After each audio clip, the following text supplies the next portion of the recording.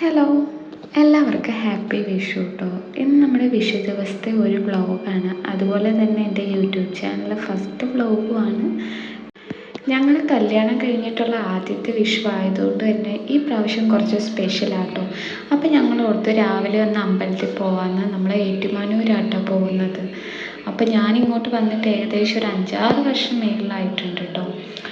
അപ്പോൾ നമ്മൾ അവിടെ ചെന്നപ്പോൾ തന്നെ അത്യാവശ്യം നല്ല തിരക്കും കാര്യങ്ങളും ഉണ്ടായിരുന്നു. വിഷു ദിവസം കൂടി ആയതുകൊണ്ട് അത്യാവശ്യം നല്ല രീതിക്ക് തിരക്കുണ്ടായിരുന്നു.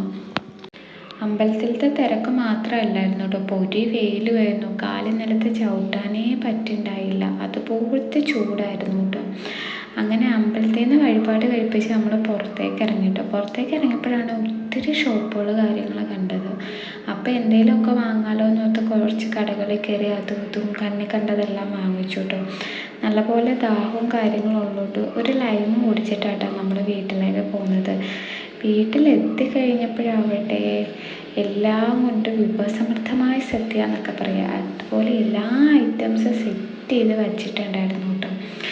അപ്പോൾ ഉച്ച ആയതുകൊണ്ട് തന്നെ നല്ലപോലെ വിശക്കാനും തുടങ്ങിയായിരുന്നു. അപ്പോൾ അതെ, എനിക്കിഷ്ടപ്പെട്ട കറികളെല്ലാം വിളമ്പി ഞാൻ ഫുഡ് കഴിക്കായിരുന്നു. രാത്രി ആയപ്പോൾ പിന്നെ പടക്കം പൊട്ടിക്കലായി, അതായി ഇതായി പുത്തിരിയായി, അതൊക്കെ ആയിട്ട് ഈ വർഷത്തെ വിഷു ഇങ്ങനെ അങ്ങ് പോയിട്ടോ.